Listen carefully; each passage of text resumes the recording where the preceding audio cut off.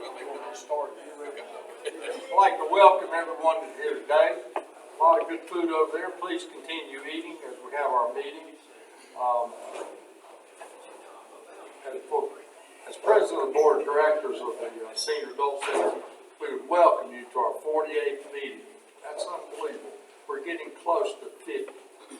Now, it's bad enough, I told my children, it's bad enough when you turn into your parents, but when you turn to your grandparents, that's a milestone. And they, trust me, they let me remember it every day.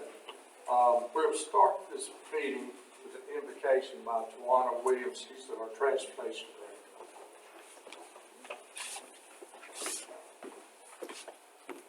Thank you. Let us pray. God, we thank you for the opportunity to take this time to thank you for our life, our health, and our strength, God. And we thank you for allowing us to be at this annual meeting, for our officials, for our representatives, for our board members, for our staff members, and all those that serve our community. God, we just want to say thank you. We're praying for your guidance in all that we say and we do in this meeting, God. And God, it is also our prayer that you would just be with those, God, that would desire to be here with us today but are not able, God. Lord, touch them right where they are. Bless our time together. We thank you for all that you've done for us and for how you have blessed us with such wonderful people that are willing to serve our community.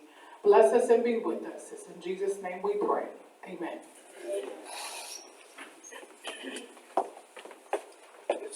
There's remarkable work done here at the Senior Adult Center. I just want to make two comments. We are fortunate to have marketing, media people in this organization that really outline what's going on with Randolph County Senior Adult Center. Not only we're fortunate not just to have one location, we've got multiple locations throughout the county. Now, our people don't make mistakes like this, but these are some frequent comments that we're seeing in some church bulletin. Ladies, don't forget the rummage sale. It's a chance to get rid of those things not worth keeping around the house. Don't forget your husbands. Number two, the peacemaking meeting is scheduled for today has been canceled due to a conflict. Don't let worry kill you off. Let the church help. And finally, for those of you who have children and don't know it, we have a nursery downstairs. I can trust you, the folks here didn't write that. Now, thank you again for coming and joining us today. We want to highlight some of the important work and impact the senior adults have had this past year, and we do want to welcome some special guests. We do have some our fellow board of directors. If you just raise your hand, our board of directors, our senior adults executive director Mark Hensley, senior adult staff members, that include Tawana and others, just raise your hand. And we also have some special guests. We have some city officials and county officials with us. Kelly Heath from Asheville City Council, Hope Haywood. Yes, I went to school with Hope Haywood in Wake Forest until she was stolen away by that Carolina husband of hers to go over there and join the Tar Heels. Miss Hope Haywood. And David Allen, county commissioners, Jane Hughes Redding, of the Redding of Redding, that's the one you want to talk to. Eddie Burks, City Council, Maxim McDowell, a scholar and gentleman from the county commissioners, and Alderman Nancy Henderson from the city of Randleman, who I spent about 4 hours with last night. Thank you for joining us. Without the contributions of the county, the city, and all these others, the cities and towns throughout Randolph County made contributions to this organization. When we did the fundraiser, the county and the city stepped up of Asheville very major donations toward this building, and it wouldn't have been possible without their help. Now, unfortunately, because I'm up here, they're recording today's meeting. My family said I talked like I had gravel in my mouth and I'd been to a NASCAR race all day. And I said, well, let's just say I've been to a NASCAR race all day. I had two friends, and then the Butler boys came up. They were from South Carolina. Nobody in my family talks like I do, and I blame it on them. But there's a video link that you can go to our website and watch the YouTube channel. I'm sorry, there's no TikTok, but it's going to have to do YouTube. Now, for 48 years, we're getting close to 50 years golden. The lead agency for aging well in Randolph County has been our Senior Adult Center. It empowers seniors to have a healthy lifestyle. It gives counseling. It gives a mission to make them connected. You know, I don't think anything's worse than being an older person. You lose your spouse, children relocate, your best friend, my grandmother down in Troy, she told me not to plan her funeral. She told us she was born in 1903. I went to the courthouse in Troy just to verify that. They said the courthouse burned down in 1910. There was no records. We didn't have computers, copy machines, or anything like that. So when she passed, we were cleaning out her house. We found an old family Bible. She wasn't born in 1903. She was born in 1898. So when she died back in 05, we thought she was 102. She was 107. When the sheriff told me to come get her driver's license, I thought I took her driver's license away. We lost her keys at 96. She was driving downtown at 101. I didn't tell the sheriff that because I think he'd have had a stroke.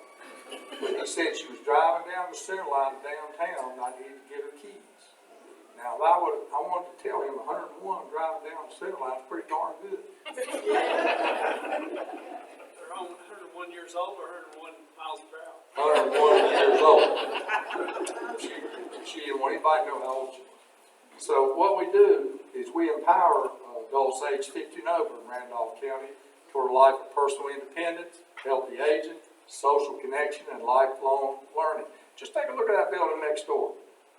Rehab the old McCrary building. And as Mark probably said, we're probably the only, I dare say, I'd like to examine this. I think of another senior adult center on the East Coast that has a walk-through where senior adults can walk straight through. Don't have to go downstairs, don't have to cross the street, don't have to get in a car. They can walk straight through and be part of our activities here. So we're here to give you a snapshot today, an update of the programs and the services and the activities of the last year. And because we have pretty good staff here. Yes, they got pretty good people. And yes, there are a lot of good women staff people. Because women are more organized and multitask. My grandmother told me if we didn't have women in the world, men would already blown it up. And I said, I think you're probably right about that, especially what's going on in the world today. But bottom line is, there's a lot of demands for senior services. Seniors are growing at an alarming rate in this state and this country. Transportation, nutrition, outreach, adult day services, information and counseling and options, and all these other programs. Some of the key programs and services, you hear about a coordinated system for nutrition and well-being of our older adults, high-quality information and counseling services available, curb-to-curb transportation services, educational and physical activity opportunities, and a variety of activities are including our place adult care, outreach programs, caregiving, and many more. Shortly, Mark will share with you details on these programs, but first I want to say thank you to everybody who's been a part of our success this past year. And your presence this afternoon shows how interested and involved you are with this organization. At this time, I do have a few minor little items of board activity we need to do prior to our involving our annual meeting. If you had an opportunity to read the minutes, God bless you. But, if you had a chance to glance through, if you take a few seconds to glance through, that's our last meeting. And if somebody feels so moved, we can certainly ask for a motion from the board to approve the minutes. Well, I'm looking for our president-elect, go ahead and jump in on it anytime. Me? Yeah. You can make a motion to approve the minutes. Oh, I will make a motion to approve the minutes as presented. Is there a second? Thank you very much. Any discussion? All in favor say aye. All those opposed? The minutes are approved as written. Now, I'm going to ask Greg Patton to deliver a nominating committees report that we always do at the annual meeting. Thank you, Bob. I'm Greg Patton. Lived in Ashboro not all my life, except for the 6 months before my parents brought me here. But I'd like to deliver our nominating committee's report. And at this time, I'd like to ask if there's any nominations from the floor. Hearing none, anybody could be nominated for this board if they so choose. But our report from our nominating board, which I thank Gene and Pete Abbott for helping out with that, Bob. We want to appoint 5 new members to the board and reappoint 2 new members. Our new member will be Patricia Pat Hurley of Ashboro, Patricia Pete Jolly of Archdale, William Bill McCaskill of Ashboro, Vicki Rich of Liberty, and Joe Weaver of Ashboro.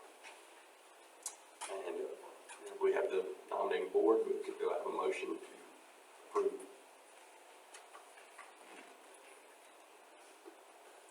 Anybody on the board will motion to approve those 5 Actually, new members to the board. any Second. member of Randall Senior Adults can, since they can vote for me, so I'll make, the nominating committee's bringing forth the motion, I'll make the second.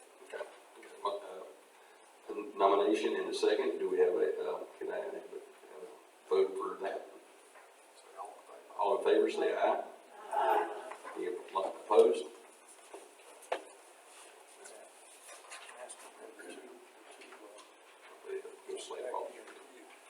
And also, we're asking for reappointments to this board and for a 2-year term for the years 2023 to 2024. And that would be Becky Parker, Randall, and me, Greg Patton, for another term. And do we need I need We a just need a second. second for that. Do you have a second? I'll second. Okay. All in favor, say aye. Any opposed? Thank you. All right, we're going to move to the slate of officers now that have for the fiscal year 2023, 2024. President, Greg Patton.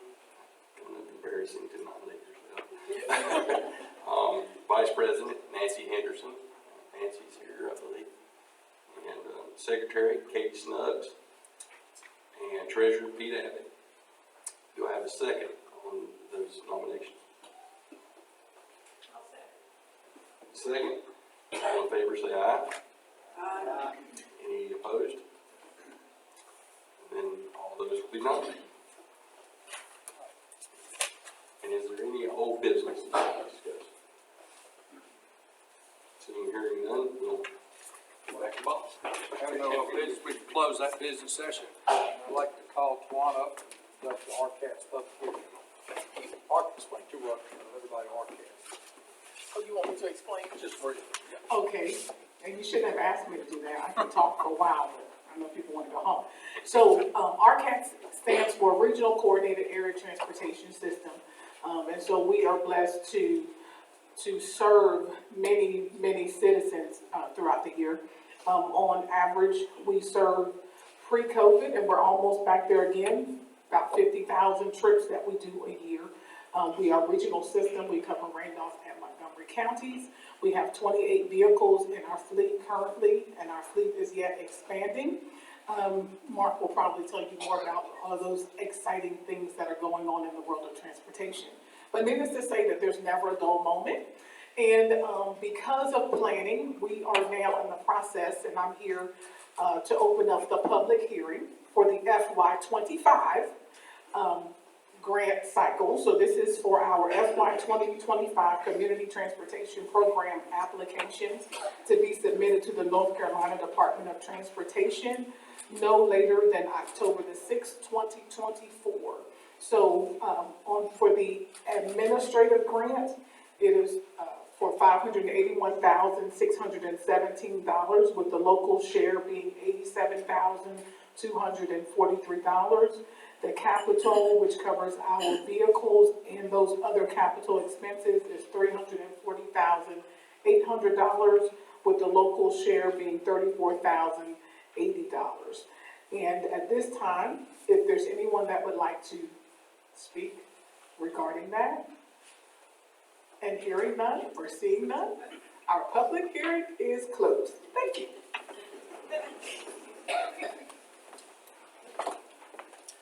I'd like to call now Executive Director Mark Hensley.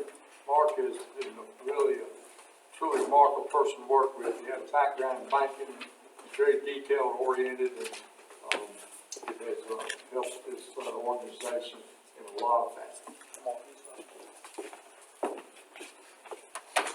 I'd like to share with you that Bob will be appearing. There'll be 2 shows nightly running at the Hampton Inn through the weekend for your entertainment pleasure. So if you would get a chance to stop by and see him. I would also caution any of you as you join the board being on the nominating committee, you can see what happened to Greg. He was on the nominating committee and now he's the incoming president. So just a word of caution as you join our board. So again, it is wonderful to have you with us today. It is hard to believe, but in this facility, in January, we will have been here 9 years. Hard to believe that. So I'm going to try to give you a little bit of an update on our organization. All of you have this little hourglass. It's a 2-minute timer. I'm not going to turn it over because I can't do this in 2 minutes, but please don't time me in that regard.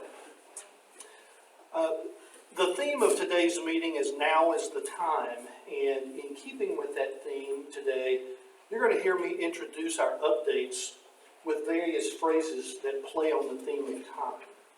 And the first one is "in a matter of time." It's already been addressed. It's on the front of your annual report. This is our 48th annual meeting. It's hard to believe this organization is about to turn 50 years of age. So 1975, when this organization was chartered, bylaws, legal documents filed with the Secretary of State, and our 501c3 nonprofit document filed as well. We're very blessed. We have one of our past executive directors with us today. Ms. Candy Rosinski is here with us. She's kind of the executive director emeritus extraordinaire, and if nothing else, when you walk out, you'll see her picture hanging on our Hall of Fame. So, Candy, thank you for being here with us today. We've been the community's lead agency on aging services for almost 50 years, and hope to go at least another 50 and even more. You will have a new executive director if we do that. I don't plan to be your executive director at the 100th anniversary. But I want to say a special thank you to each of you for playing a part in our first 48 years of service to the senior adult population of Randolph County. So, a time for change. As with any year, fiscal year 2022-2023 was filled with changes. What's the saying? The only constant in our life is change. Well, that's the same for Randolph senior adults. I'd like to mention a few of those changes as we start our meeting. First of all, I want to make some comments regarding financials. You have our annual report there. If you open that up and look at page 3, you will see that we reported a loss for the fiscal $6,000. While we would hope to never report financial losses, this one was anticipated from the very beginning of the year. So why was it anticipated? At the beginning of last year, we started a new food contract with our food catering company with a 17% increase in the cost of our meals. We're going to pay 17% more for the meals we serve, but our funding was essentially flat or no increases. Now, you don't have to be an ex-banker to realize if your cost goes up and your income stays flat, that creates a gap for you. The good news in that regard, though, is our food contracts are always 3-year terms. And so our food cost is fixed through June 30th of 2025, so there will be no additional increases this year and even into the next year. I would say that our food catering partner, Golden Corral, has been fantastic to work with, as they have seamlessly adjusted to a pandemic, coming out of a pandemic, back into an Omicron variant pandemic, and then out again. We appreciate Golden Corral's flexibility in serving meals to senior adults. Another challenge for us is that the federal government provided stimulus funds during COVID. And that stimulus funding, though, was running out as we started this new year. And so, well, you shouldn't really expect those monies to continue. Those were one-time funds. It was, but guess what happened during COVID? We got more clients. So our client base increased, our food costs increased, but our funding was flat. The pandemic brought more senior adults in needs of services to our doorstep, and therefore we have a request for services for a larger population, but no additional increase in funding. While COVID is not as prominent as it once was, the demand for our services continues to grow. Our overall service volumes are up approximately 6 to 7% from the previous year. Those items were some of the challenges in the past year, so what have we done to face those challenges in the new year? Even though we budgeted for a loss last year, the actual loss was over $130,000 less than what we had anticipated. So even in a challenging year, we performed better than we had anticipated. So the first set of financial positive news is that we received funding increases for this fiscal year from our municipalities. Bob mentioned earlier our county, our city municipalities that provide funding support. They increased their support to us for this year. The Home and Community Care Block Grant, which is the largest grant that provides funding for our meal programs, we received an increase for that. And we received American Rescue Plan Act funding as well. All those total up about $350,000 in this year that was not available to us last year. Our bank account is strong and we have 0 debt. Now, as a banker, you know I'm supposed to encourage debt, but here, as a nonprofit organization, it's always exciting to say we have 0 debt. And we continue to effectively manage expenses. For that past fiscal year, we were at 96% of budget expenses, so we came in under our budgeted expenses. And when you look at one of the largest single items, which is your salary and benefits to your staff, we were only at 85% of our budgeted expenses. So our team continues to do a good job of managing the expenses that it takes to run this organization. So while we expected a loss last year, and indeed we had one, although it was less than planned, we are well positioned for the current fiscal year and beyond based upon the items I just shared. Your Senior Adults Association has weathered the storm of a worldwide pandemic, a significant increase in meal costs, and an increase in the demand for services to be in a strong position today. I do want to remind everyone that Randolph County is an aging population. I'm going to address that at the end. So we know that every day a new potential client will reach out for our assistance.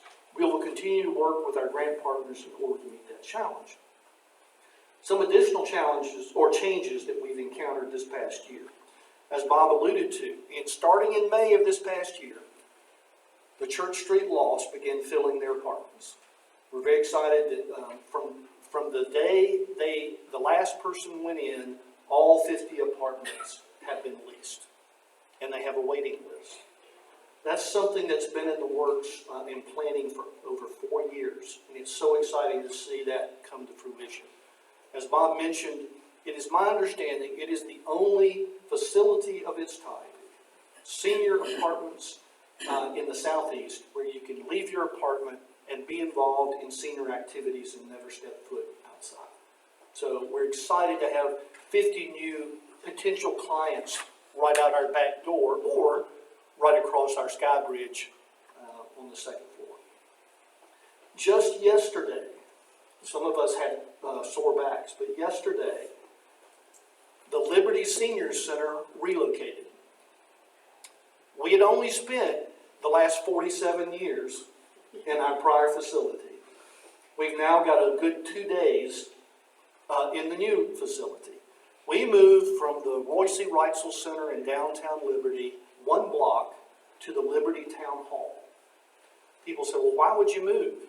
Well, Liberty, just like Archdale and Randleman, is one of those municipalities that provides us space for our senior center rent-free. When your landlord comes to you and says, hey, you know, you haven't paid any rent in 47 years, we'd like you to switch properties. I don't know about you, but you try to accommodate that request. So other than the hassle of a move, we're excited about this. We're adjacent to the Liberty Library. We've got great space in the town hall.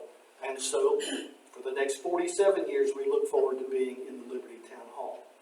And in the coming probably next 12 to 24 months, we will likely do the same thing in Archdale. The city of Archdale is looking to build onto their current community center, space for us to move to, and I believe they will use our current location as a police substation in Archdale. So, again, if your landlord asks for things, you try to accommodate them, especially when your rent is free. Now we consider the gift of time. Free time is a valuable commodity. Choosing to volunteer can be a wonderful use of that time. Our volunteers invest time to understand the volunteer role, time to complete screening and training, and time to advocate on behalf of our seniors. For that, we are thankful. We had an intentional focus on rebuilding our volunteer base after COVID. Why do you need to rebuild your volunteers after COVID? First of all, many of our Meals on Wheels volunteers were themselves senior adults. We were advised by North Carolina and Randolph County Public Health during the pandemic not to use anyone over the age of 60 years of age to deliver meals. So, during the 15 and a half months that we were closed due to the pandemic, the meals were delivered by Randolph senior adult staff with a handful of volunteers that helped us. So, when we opened 15 plus months later, we had a great staff of volunteers to be able to go back to Meals on Wheels. That lasted for a good 4 months until the Omicron variant of COVID hit. And many of our volunteers said, I am so concerned I will either take the virus to a client or I will get the virus from the client. So they backed away. So we had to essentially start over in rebuilding our volunteer base. Fortunately, as the pandemic waned, many of those volunteers returned. But I'm happy to report that since January of this year, we've added over 75 new volunteers to our team. I'm so happy to talk about the success there. And some of you in this room have or are volunteers for Randolph Senior Adults. If you are a volunteer or have been a volunteer for us, would you stand for just a moment? Let's give them a round of applause.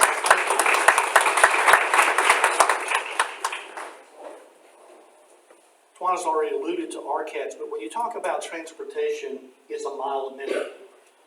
Our trips are growing. She alluded to that. Before we had to shut down for COVID, and by the way, RCATs did not miss a single day of service during the pandemic. Prior to COVID, they ran an approximate 325 trips every single day in Randolph and Montgomery counties. Now, that dropped to a low of about 90 trips during the pandemic. And now we're back up to around 275. So we're almost where we were prior to the pandemic in terms of the trips that we're providing to individuals within our community. One of the challenges that we had with transportation over the last several years is tied to that phrase, supply chain.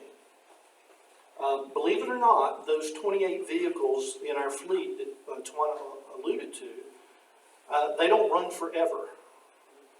And at certain points in times, they hit milestones where they need to be replaced. DOT provides 80 to 90% of the funding for us to purchase new vehicles.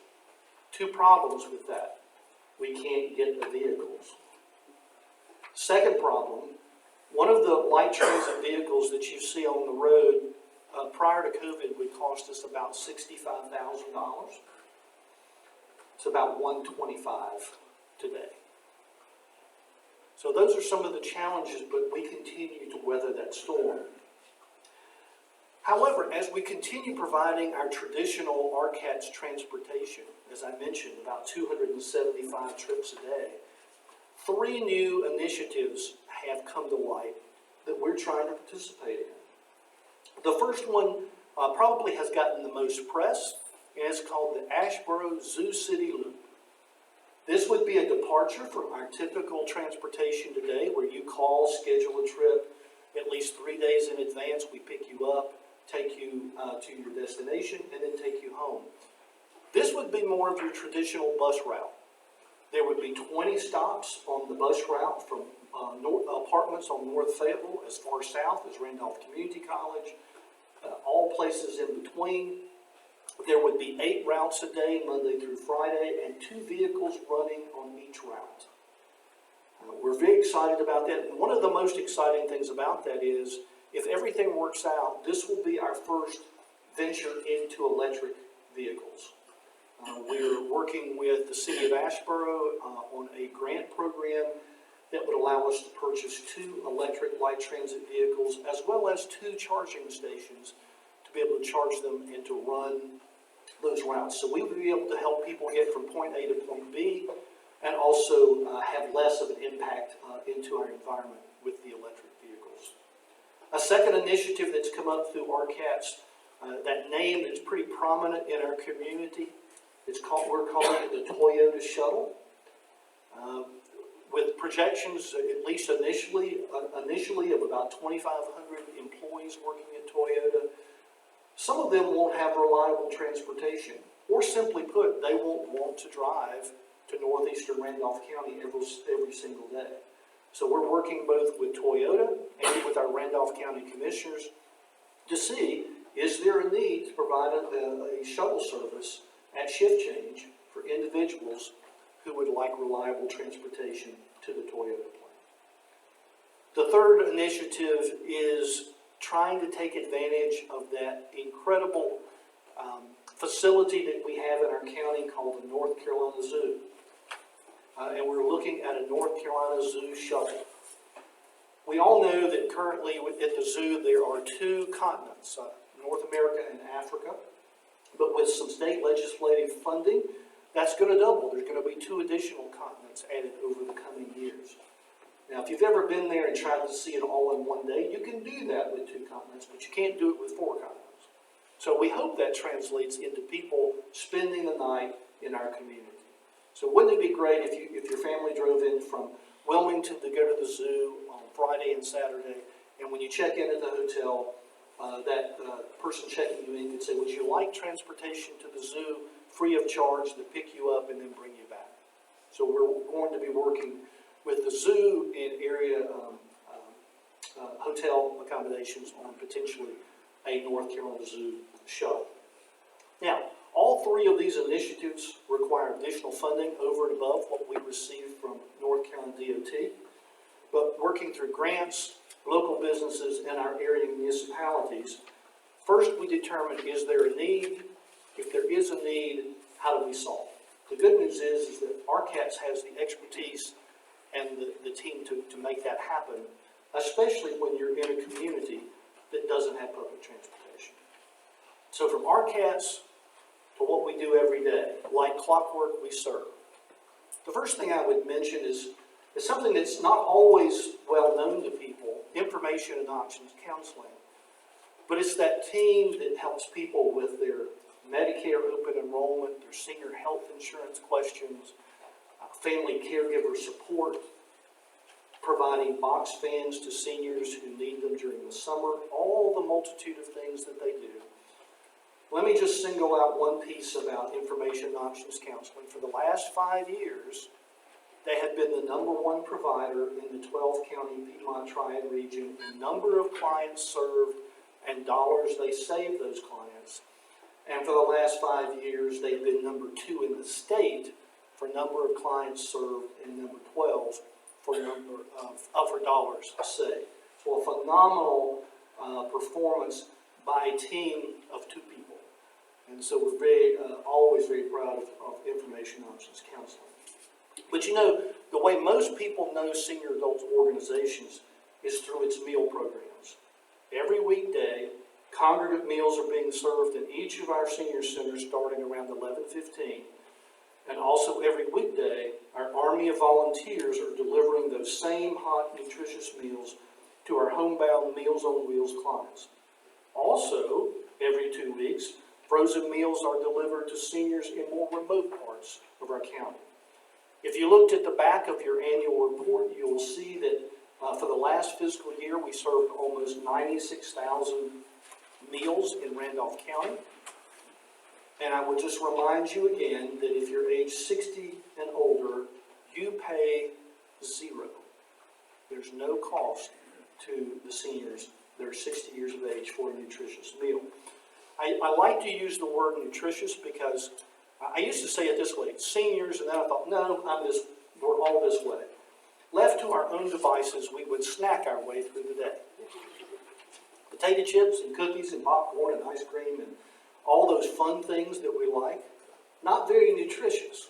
So every meal that we serve has been dietitian approved to meet 1/3 of the USDA's daily nutritional requirement.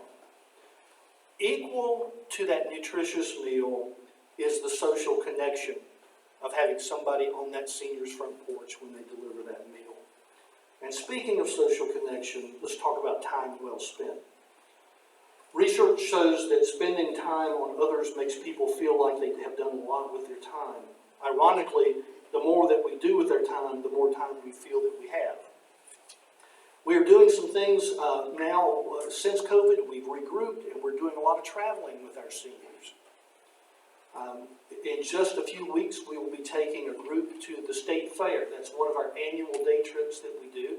Historically, we've taken one motor coach, air-conditioned bus, but that holds about 55, 56 people. This year, we thought, well, let's be aggressive and see if we can fill 2 buses. We filled 2 buses on senior day at the state fair, so we'll be taking over 100 people to the state fair a little bit later in October. We'd like to say a special thanks to Wayne Thomas Chevrolet, who has been our sponsor of that for over 20 years to go into the state fair. Also, this spring, we're working on an overnight trip, 3 nights, to Kentucky to go to the Ark. And so many of you are familiar with that opportunity, and we've had great interest thus far. We think we'll have no problem filling the minimum number to take a group for a 3-night stay to Kentucky. But also, every single month, we take day trips, and every time we go, our vehicles are full. We went to my favorite trip earlier this week, Hamrick's in Greensboro, and lunch at Cracker Barrel. That is always my favorite trip. Suzanne won't let me ride; she won't let me go. But it is. We do things like that. We've gone to see plays and theater performances and specialty houses and fruit orchards and all sorts of things that seniors like to do. And I will tell you, there is a new business that's opening today in Asheboro that Suzanne's all excited about. It is the hatchet throwing business in downtown in the old Wachovia Wells Fargo building. We need to check our liability insurance a little bit before we move forward with that, but we're all intrigued about the hatchet throwing. That's for the executive staff. No, I'm afraid that I might get some hatchets thrown at me, so. Anyway, we're trying to do things that the seniors would like to do, and they have responded in kind. We also do something once a month called a senior movie, and we do countywide bingo. And the senior movie, for quite some time, has averaged over 100 people in attendance at the Sunset Theater. We see a wide variety of movies, some from the 40s, some from 5 years ago. It's a great cross-section of movies, and our folks have a great time. Countywide bingo in this room, once a month, we average about 100 people that come out to play bingo. And we have to tell our own staff, don't park in the parking lot, because let's leave it for our professional bingo players to come out and play. Another area that we're focused on is called Behind the Times No More. As I mentioned earlier, the senior population is growing more than any other segment of the overall population. However, if you've never used a computer, a tablet, or a smartphone, technology can be a bit intimidating and also somewhat overwhelming. The good news is that the digital usage among seniors is steadily increasing, but there's still work to be done. We started a few years ago a basic computer skills class. Everything from how to send and receive emails, the good, the bad, and the ugly of the internet, things like FaceTime and Facebook so that you can connect with those grandchildren that maybe you only see once a year. We're really blessed today to have a guest with us for a brief time. Actually, she was Miss Senior Randolph County in 2010. And so I'm going to ask Doris Allred to come up and talk just a little bit about her experience in basic computer skills class. Doris, come up.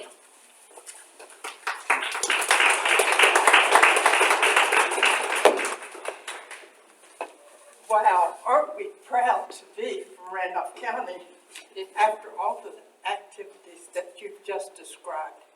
I'm so proud to be from Randolph. I've been asked today to give you just a brief overview of the technology class that we have here in the center. It's free to seniors, and the name of it is How to Use Your iPhone in 8 Easy Lessons. I think we all are attracted to that. Sometimes when you don't know how to use your iPhone, you can just ask your grandchild, they can tell you. But the technology class that we have is taught by Ginger Flint, and we love Ginger. She has the patience of Job. Because this is an informal, hands-on class. We have between 12 and 15 usually to attend the class, and with the informal class that we have, someone at this table wants Ginger's attention to help a little someone at this table, so she is in constant motion in our class.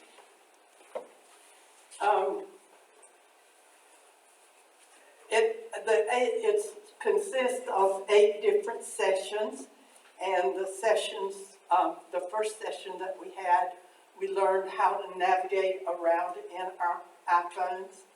And then in the second one, we learned about contact and building our contact app. In the third one, we learned about making and receiving calls. And then in our fourth one, which might be the favorite of most people who were taking the classes, we learned about the camera and the photo app. If you learn this one, you can fool somebody and they can think you're a real photographer when it's really a managing effort that you learn to do. And then we had one session on managing our apps. We had another session on how to explore the internet in Safari. Gets a little deep, but it helps you to learn. And using our emails to communicate and how to manage our apps. Now, we in the class learn the basics of this, and then the more you practice your basics, the better you become. So we aren't all professionals, but we're struggling along. So when we finish the class that we're working on now, we are going to be offered a second class, and the name of the second one is Going Beyond the Basics. Now, I'm not sure how far we're going to go. This is an ongoing class, and as long as there's interest, I think Ginger is willing to teach us all that we can or hopefully can learn about our iPhones. I think it amazes me to see how a technology gadget like our iPhones can do so many things. So, if you're interested in learning more about your iPhones, we invite you to join us. We meet here at the center, 1:30 each Wednesday. So if you want to have fun and learn, we invite you to join us.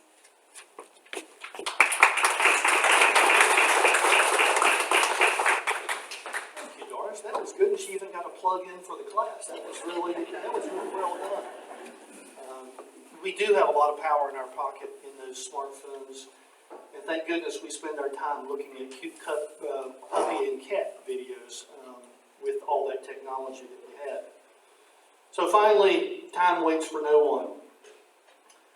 The alarm is set for our future growth, and there are more seniors than there have ever been before. Let me share just a few statistics with you. The United States has more than 9.2 million citizens that are 80 years of age and older. And over the past 10 years, the population from age 65 and older increased from almost 39 million to 52 million, and is projected to reach 95 million by the year 2060. On a local basis, we should consider the following. By the end of 2020, the senior adult population in North Carolina was greater than the birth to age 17 years of age for the first time in our state's history. And even closer if we bring it to Randolph County. In Randolph County's own strategic plan released in 2016, it said that for the next 15 years, from 2016 to 2031, senior adults would account for 99% of our county's population growth. I can say it another way. Under 65 years of age would account for 1% of our county's population growth. Therefore, what we do at the Randolph Senior Adults Association is of vital importance to our community and the senior adults we serve. It is and will continue to be our mission to empower adults age 50 and over in Randolph County towards a life of personal independence, healthy aging, social connection, and lifelong learning. This is our mission and our commitment to the senior adult population of Randolph County. So, how is it possible that we do those things and the things that are reported on the back of your annual report? I've already mentioned the volunteers who give so freely of their time. Again, I want to recognize, if you're a staff member of Randolph Senior Adults, could you stand, or if you're standing, wave your hand? Let's give our team a round of applause.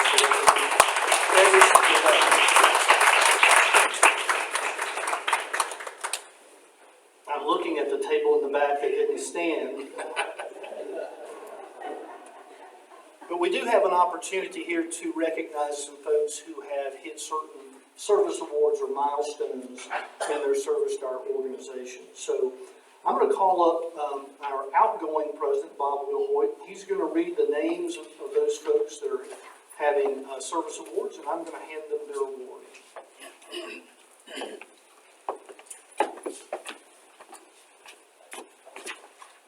5 years of service. I know that went quickly for a lot of people. I'd like to call it Matt Hester.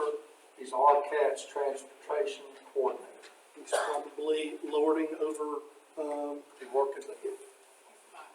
Okay. Thank you. Sandra Lee, RCAT's driver. I know that. She's probably working. Juana Williams, I've heard of her, transportation director.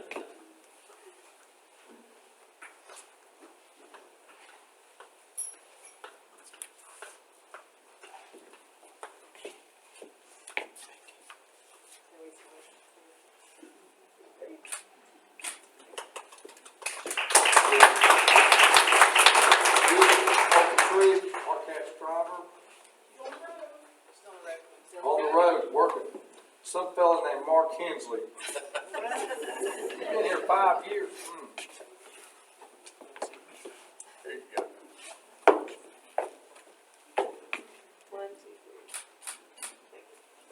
Congratulations. We want to recognize one individual for 10 years of service. It's Tracy Walden, Nutrition Director.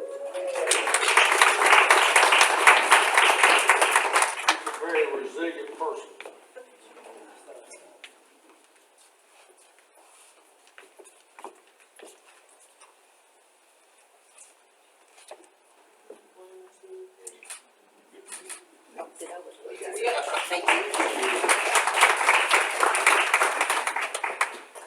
Some of you will remember this. I had been on the job 9 days for my first annual meeting. Fortunately, Jill wrote a script for me, and I didn't even know what I was talking about. At that point, she put some acronyms in there. I'm still learning what those mean, but eventually, after 5 years, I'm getting closer.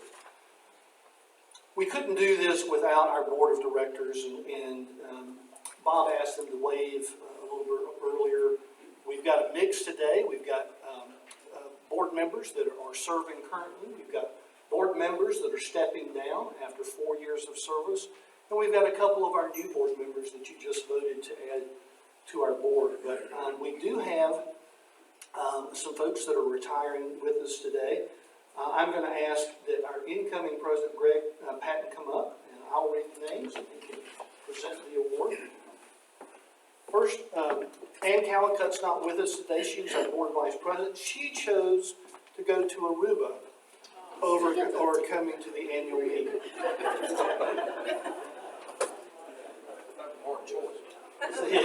Yeah, I'm sure it took her a long time to make that decision. But I saw her last week and was able to give her recognition. Brenda Abby Ambrose is here with us. Abby, if you'd come up.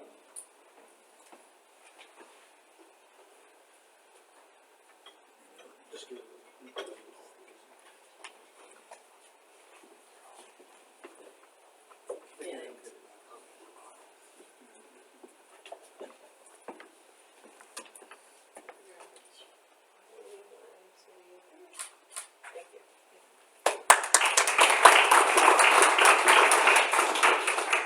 We have the lady who was deeply involved in our move in Liberty, Pat Hutcherson.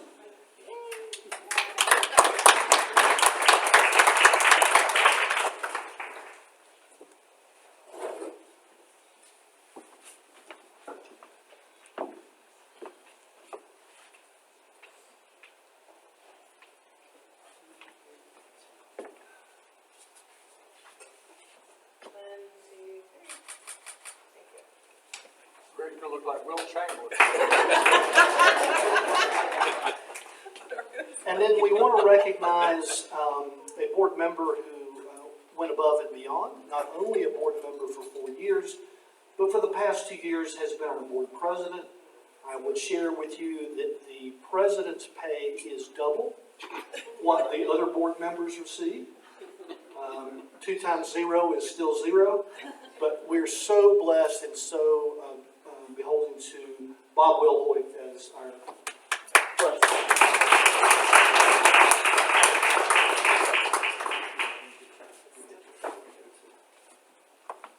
Now, if I can make it home without breaking, I'll be doing good.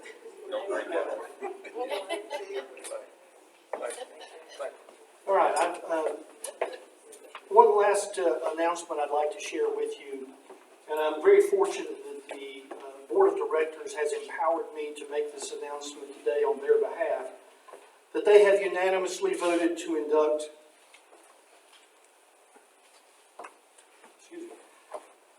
Larry Reed posthumously into our Hall of Fame.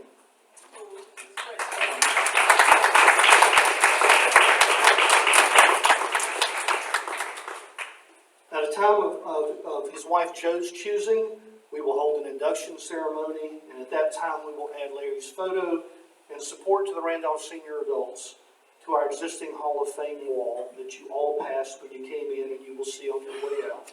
I believe that we can comfortably say that we're all beneficiaries of Larry's tireless service in our community.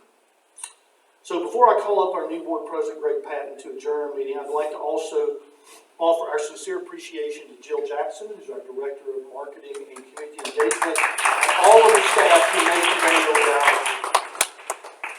So now, let me call up our incoming board president to close our meeting. Greg? Let Bob say a few words. Just before we close, especially regarding Larry Reed, remarkable person, had the treasurer working with him on the Randolph County Community, Randolph Community College. Larry never said no to any fundraiser. Never said no. And this past, since January, lost 5 family members. You see this? A great baseball pitcher named Satchel Paige. Life's sand runs fast. Thank you for all you do.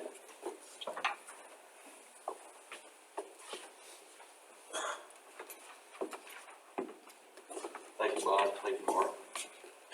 And on behalf of the Randolph County Senior Adults Association, Board of Directors, management, and staff, I will now call this meeting adjourned. Thank you all for attending.